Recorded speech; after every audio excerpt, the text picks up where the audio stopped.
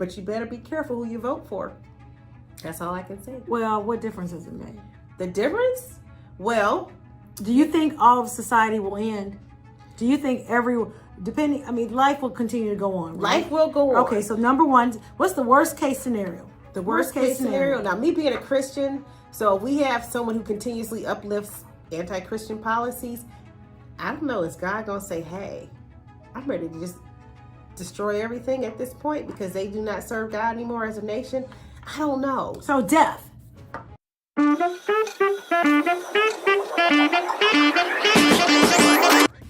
Hi, I'm Deon Webster Cox, and welcome to Protect the P. I did change the name of it. Why? Because I wasn't really comfortable with the first name. I had to change it. And this is something I've been telling the girls for a long time. Protect the P. And P goes for, we're all adults here, right? It's an adult over 18. But I've been telling the kids, and they were young, protect your pussy. And that's the name of it. But it's not pussy per se. It is just P-U, asterisk, yada, yada. That's what it is. So that's the new name of the show. I'm Deon Webster Cox, and this is, again, Wendy Webster Jackson, Dr. Webster Jackson, Dr. Ranakas, and you look really, really good. Thank you so much. Thank you. You helped me out with my makeup and my hair. I appreciate you for that. Thank you. So I'm glad to be here. So as I'm Dr. Webster, Wendy Jackson, all those different names, but the one that really sticks with me is just, the most important is wife and mom. Wife and mom, and that's the most important one of all my different hats I wear. I think so. Yes. I'm going to pick up my daughter today. She's with her dad, and I'm going to pick her up at 6 o'clock, and I can't wait to see her because that's important for me too. The hat of mom. That's what I pride myself. That's my biggest flex, right? Mm-hmm. Everything else I've done, but the flex is this. So we needed content, so we're here. Mm-hmm. That's number one. I did take my social media people to Atlanta this week for the podcast summit. Mm-hmm. And whereas I didn't really participate, but I expected them to participate, which they did. They went, they did the best that they could. So I'm happy about that. I'm happy that they were able to get whatever knowledge they were able to get. And I got some knowledge as well, which told me that I was on the right track with what my thought process was. See, I'm the one that sat back in 1999 and put out my goals. And one of my goals was to start a public speaking business. And I started that in 2007. Now I'm going back to it here in 2024. So it's never too late. Well, 17 years, that's pretty good to go back through and, to still be a young woman. I consider 50s young, I guess because I'm 51, but I consider the 50s young. And I always say this, I look at life as a chapter. I divide my life into chapters. So now I'm in this new chapter, and that's what's going on. So it's never too late for your chapter. As long as you're still alive, you can start a new chapter and change your destiny almost. Make different decisions. It's never too late. That's my motto. So we had to come in today. And why? Because number one, we were announcing the new name of the show, Protect the P.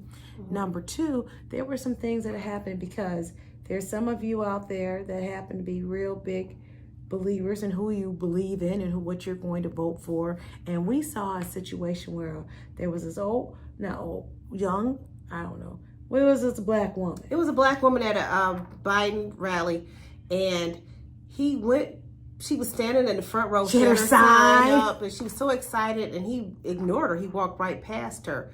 And this look on her face, I said, you know what? If someone ever made my child look like that, I looked at her as a mother. I said, oh my God, that could be my child. I would be a little salty with someone that just take the joy out of my child's eyes.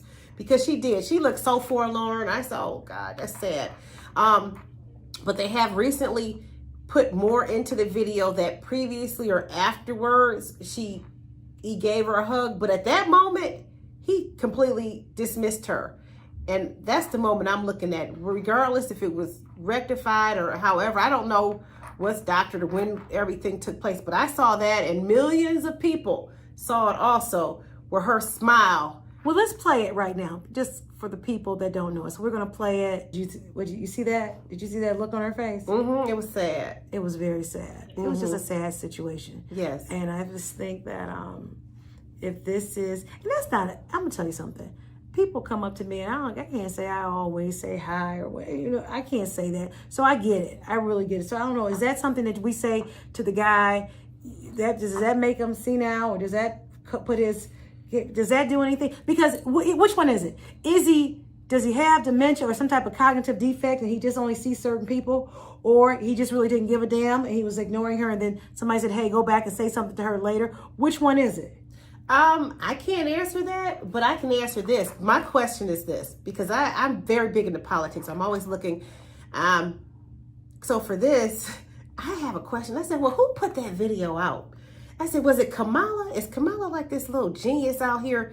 Because she would be the next person in line if Biden has to go. They would almost have to run Kamala. And I said, well, really? Almost, unless they pick someone else before the Democratic nominations at the they're going to do that probably in a couple weeks at the big event that the delegates, the precinct delegates and everyone, or all the delegates that are sent to the commission, trying to think of the name of it. The people, the delegates have to pick who they want to nominate for president, and they can actually run. So it goes both ways. So you could either have the Republicans could say, hey, we don't really want Trump, and they can kick him out. So he's a presumptive nominee, but he's not the definite nominee until the delegates actually vote on him and say, Trump is our delegate. So up until this point, with this new scandal, I said, I wonder who put it out. Was it the Trump camp or was it really the Kamala Harris to make him look bad and give her more sympathy or more, how should I say it, more thought of her being a black woman and she should be next in line for the nomination for the presidency. So I said, I will wait and see. But all I can say is this election is exciting, and I'm not going to say exactly what is going on, who I'm personally voting for, because I'm not getting into the national elections. I'm concerned about my own election, local, Oakland County. But as it comes up, be prepared, get your seatbelts on and get your popcorn, because it's going to be one heck of a race until we find out who the nomination is. So if you're on social media, do not believe half of it unless you actually see it, because AI is taking over and you don't know what's real or not. So I say believe half of it. And if it seems too outrageous, do some fact checking. So I personally am not going to say anything unless I know it's a fact, and I'm doing some research. So I did see the video with the black woman, and I'd made sure it was a real video and it was a real event. So yes, it's a real event and it really did happen. So that was it, but it's exciting. That's all I can say. It's exciting. It is exciting, but you better be careful who you vote for. That's all I can say. Well, what difference does it make? The difference? Well, do you think all of society will end? Do you think life will continue to go on, right? Life will go on. Okay, so number one, what's the worst case scenario? The worst case scenario. Now, me being a Christian, so we have someone who continuously uplifts anti-Christian policies. I don't know, is God going to say, hey, I'm ready to just destroy everything at this point because they do not serve God anymore as a nation? I don't know. So death. Or just economic collapse. So what's the worst thing? The worst thing is economic collapse. Okay, no protection, invasion, our enemies looking at us as if, hey, we are weak, because we are looking a little weak. We have our Admiral Rachel Levine in a dress. He's a man, and he walks around his dress and his wigs. Well, what would be the difference if he were in Scotland or if he were wearing a kilt? If he were wearing a kilt, then that... Or in Fiji, the men wear skirts. In Africa, they wear the dashikis, so there's a dress. But it's culturally here, and he's claiming to be a woman. So he's not just saying he's a man wearing his own fashion choices. He's actually a man saying, hey, I'm a woman now. He has kids. He had a wife, but then he decided to be a woman. And I'm not even judging that situation. All I know is that he is one of the top people in our military, and that's what our enemies see. And that's how I look at it. I look at that on the national stage, because being the president is not just something for here in the United States. We are a world power, and we have to demand respect across the world. You know, we're we're being laughed at. And unfortunately, because our military, they run around and they have all the ones who want their sex changes to get to run around in their makeup and wigs and dresses. Just like, what was that show? MASH. Remember MASH? And you had the one. Oh, right, MASH. He would try to get kicked out the military because he was wearing, what was his name? Klinger. Well, no, it wasn't Klinger. Klinger. That's not Klinger. But it was the one who always wore the dresses. They would never kick him out. He wanted to act like he was mentally ill because he was, in drag. But it's real. So, 40 years later, it's a reality. Was it 40? That we have that. I think it's more than 40 years, maybe 50 years. 45. How did you know? Wow, MASH. And they were in Vietnam, weren't they? They were in Vietnam. No, was it Korea or Vietnam? We need to check that to see. We do need to see. We'll check that and make sure. But I definitely remember they were in war, and you had Hot Lips, and then you had the really cute colonel that was there. And yeah, it was. I remember MASH. Yes, I remember MASH. Nice. Alan Alda was in that vehicle. So it's just unfortunate that, hey, we got a lot more of that going on now, so what can you say? But I want to go back to what is the absolute worst, because that's what happens with people. They want to get, it builds anxiety. So if we can already identify what's the very worst and say that's the very worst, then hey, we deal with it, right? Well, we're going to deal with everything. Okay, so what's the very worst? And if the very worst is economic collapse, listen, it'll be we've almost been prepared for that. That's when we had the Badlands. We've had several shows that prepared you for it. The Hunger Games, they've all prepared. And there was still a hierarchy that was set up in society. So the structure may not look like it looks today, but there was still a structure when everything had been decimated, allegedly. So we've been prepared. But as a Christian, I have to be honest and say, hey, regardless of what happens, I truly believe we're going to be okay. Christians are going to be okay regardless.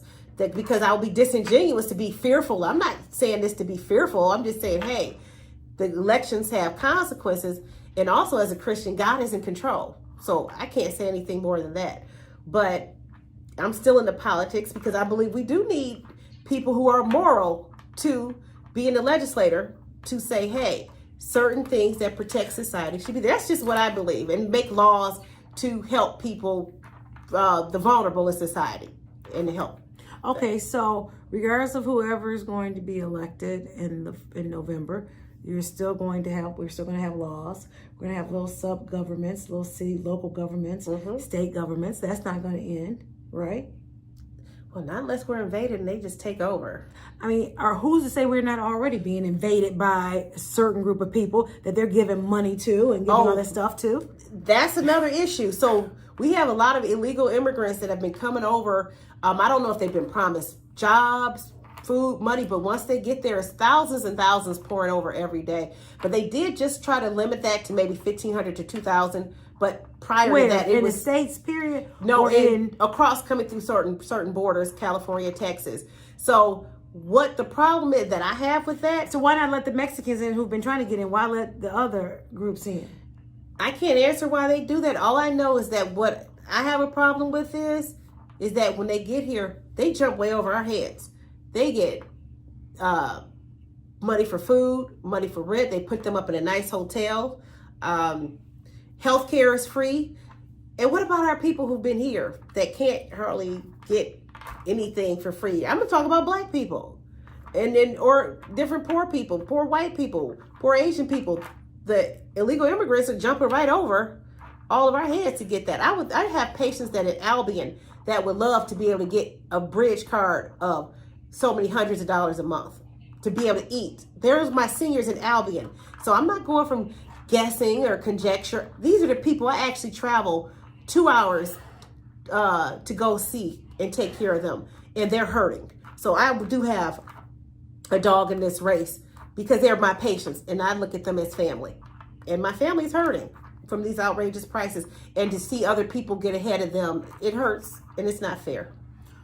So I thought that there was something going on, a commercial saying that under Trump, no one had healthcare rolls were going down. Just more information that just, to me, sounded like misinformation. There's a lot of misinformation going on. And if you look at Actually, what Trump is saying, President Trump is saying that they will not touch Medicare. That's one of the scare tactics that the Democrats put out to scare seniors into voting. Okay, a lot of this is going to be giving you a spirit of fear, and that's how you know if you're Christian or any moral person. You know God is not giving you a spirit of fear, but of power, love, and a sound mind. So I stand on that during whatever happens. They say, "Oh, Medicare is getting cut." No, Medicare is not going to be cut. They also say, "Oh, they're going to take away your right to have abortion or reproductive health care, birth control." That's not true. When Roe versus Wade was reversed, it put all the voting power back to the states to vote. So your state. So if you want to change your state's policies, get out there and get your group of people and talk to your lawmakers. That's what you do. Get your petition out and then say, "Hey, we want abortion on the ballot," or "We want to take it off. We don't want it in our state." That you have the power of that.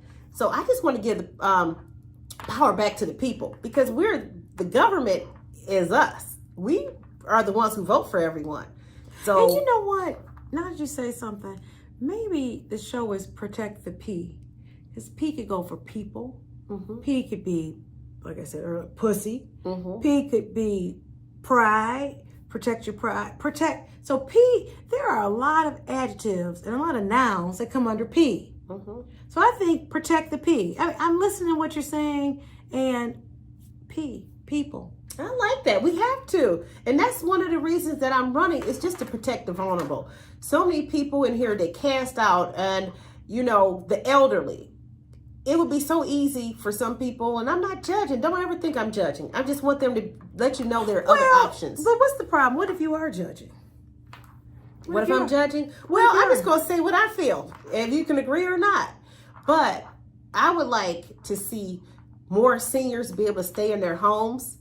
But where are they going if they're not in their home? But okay, so when you say stay in their homes, what if they have a big, huge, raggedy house and can't take care of their home anymore? What does that mean?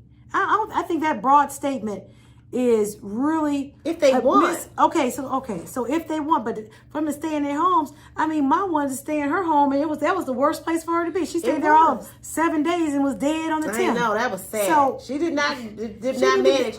Or maybe I should streamline it to say maybe seniors should live with loved ones. And I know not everyone wants their senior to live with them, but if it's possible to keep them with you in some way, I don't know.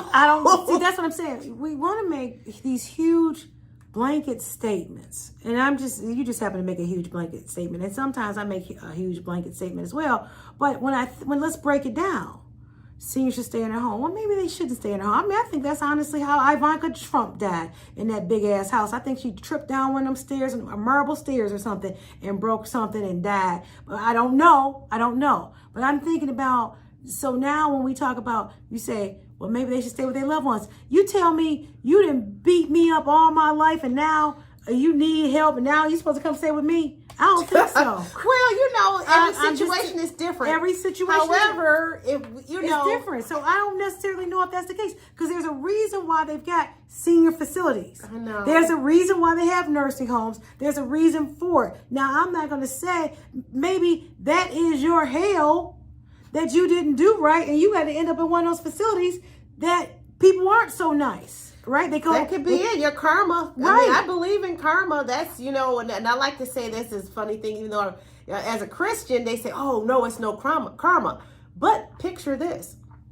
So God has his law. It's consequences. He always says you reap what you sow. So I consider that karma. So he still set up laws, whether you believe in God or not, it's still consequences to your actions. But it comes down to these the seniors and where they should live.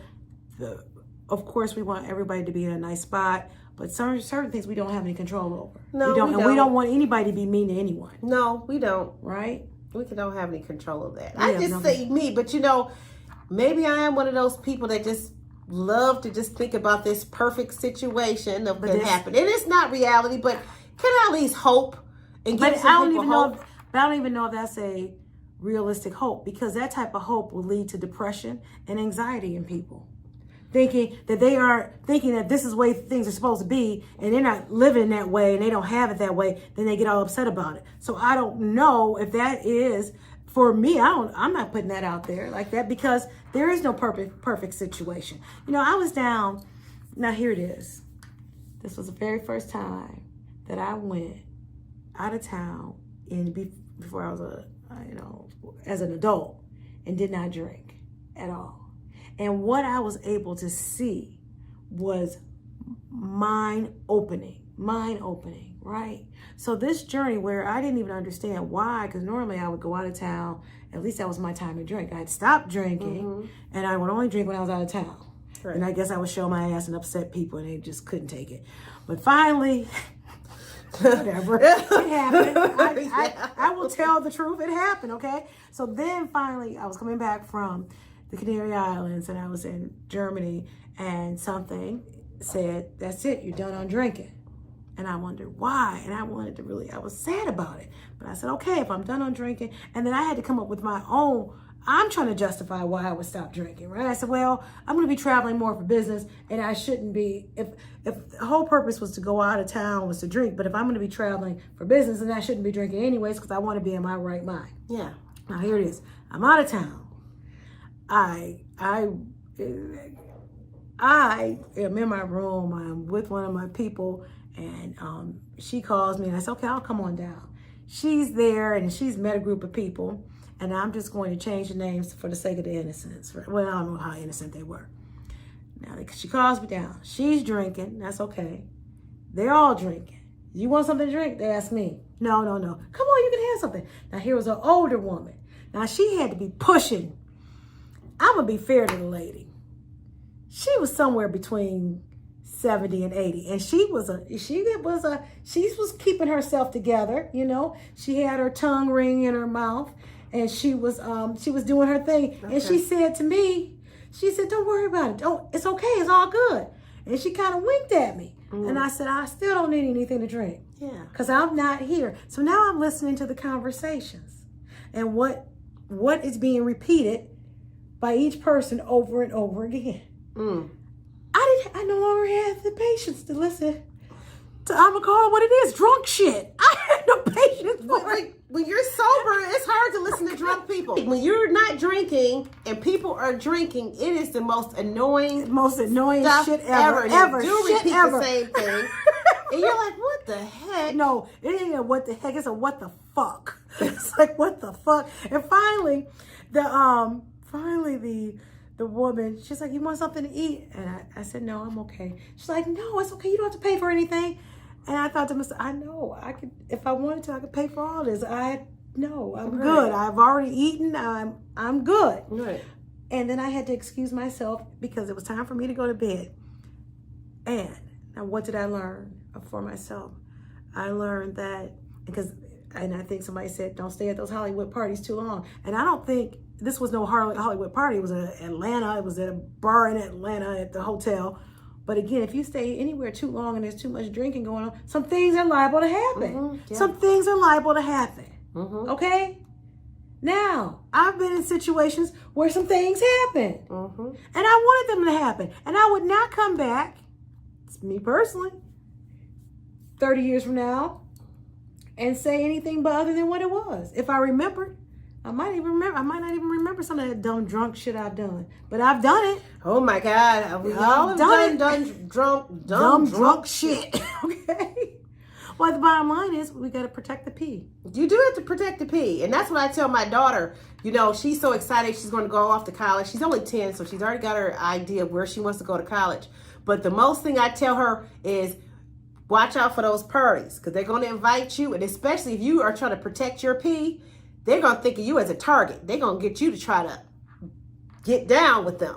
So always keep your drink covered. But she swears she's never going to drink, so that's good. I hope she doesn't. I know. So all the kids swear, we're not going to ever drink. So I knew I was going to drink, though. I knew I was going to drink. As soon as I could drink, I was drinking. Well, my kids say they're not, so that's good if they're not.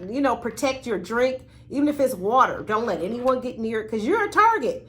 People, for some reason, if you're trying to be a virtuous person, they want to bring you down. So that's the one thing. And I like to talk to young girls. That's my one passion. I mean, the elderly, I do want them to be safe. I want them to be healthy and happy as they can be. But my one passion is the young girls, to show, hey, regardless of where you started, you don't have to finish where you started. That's true. So, hey, regardless of what's happened, you can get through it. As long as you're alive, you can make changes in your life. I'm a witness. People who know me know. When I was younger, it's a whole different life than I have now. So, I know. But you know what? That becomes the issue. Do we? Because nobody told us to go out and do the damn shit that we did. Now we are Generation Xers, so we were X. Okay.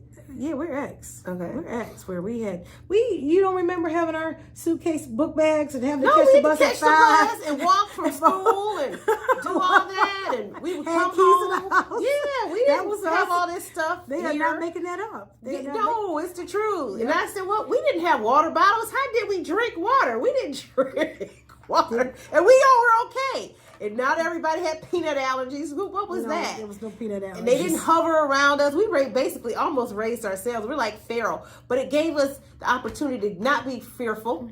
We went out and took chances. We had to catch the bus. Take the bus, you know. I mean, when I was young, I would be traveling all over the place. I would get a bus ticket. I would go from the west side to the east side. The bus, I would take the Dexter bus down to Jefferson and take the Jefferson bus by myself. Now, I might have been 13, 14 and go to see my aunt Johnny on Jefferson and Connor from Livernois to 6 Mile. It's off of Tennessee. Up in Tennessee, but it was off of Connor. So I did that as a young girl. I wasn't afraid to do it. You know, and I would get on planes by myself once I was older, you know, and traveling for externships when I was in school. And it was no thought to me. And I teach my kids to be fearless. But these helicopter parents they have now, they're growing up teaching some kids to be very anxious, and they're going to get what they want. Kids that never leave the house. I never want my kids to live with me forever. And I didn't make it that comfortable. I made, I take care of you, I feed you, clothe you. But do I make it where you just want to live here with me forever? Absolutely not. Get out, go to college, and make your own way in life. So that's just me. So call me heartless, mean, but I'm going to do what I have to do. And Brittany is out here. She's actually doing well. She's got her master's degree. Yeah, she is out here. She does. She's got her master's degree. And that was my kid when I was 16. Had her. And we had to grow up. Hey, I had to learn to grow up too. Well, so that's my first string kid. So, so she's 35. But she's out here doing it herself. She doesn't borrow money from me. She's out here making it happen. So I'm proud of her. So she's somebody that the younger ones can look up to. And also Kilana, she's my stepdaughter, but I consider her my daughter. That's my daughter, I've had her since she's been 5. She's lived with us. And well, not 5, but I've been in her life since she's been 5 years old. So she's out flying the friendly skies as a Frontier flight attendant. So I can't complain. And Kalisha, she's a teacher. She's got her master's degree. So she got a raise. That's another one of my daughters, I may not have put them out my pee, but they still are mine. And that's who I look at it like that. So that's just what I have to say. So I don't know what else. Well, I think that we've covered a multitude of topics today. Number one, we talked about the situation. Well, first of all, I announced the name change. So the name change is Protect the P. And I think just organically, P can mean people, places, pussy. It can be a lot of things. But the bottom line is protected. And that's what it's about. So that's number one, the name change of the show. Mm-hmm. Number 2, we've talked about the Black woman and with Biden and what's going on and how people feel about Biden and Trump. So we talked about that, the politics of it.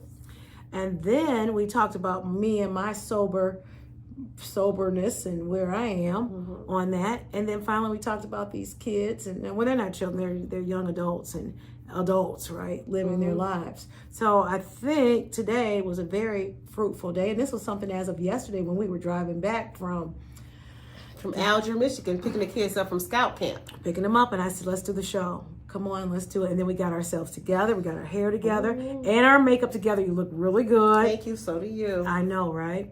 So I feel good about it. We made it happen, and we made it happen with on a shoestring budget. Today. Shoestring, yes, Lord. Didn't we? We did. So with that being the case, thank you again, sister, for coming. Thank you for having me. And guess what? Protect the P. Protect your pee.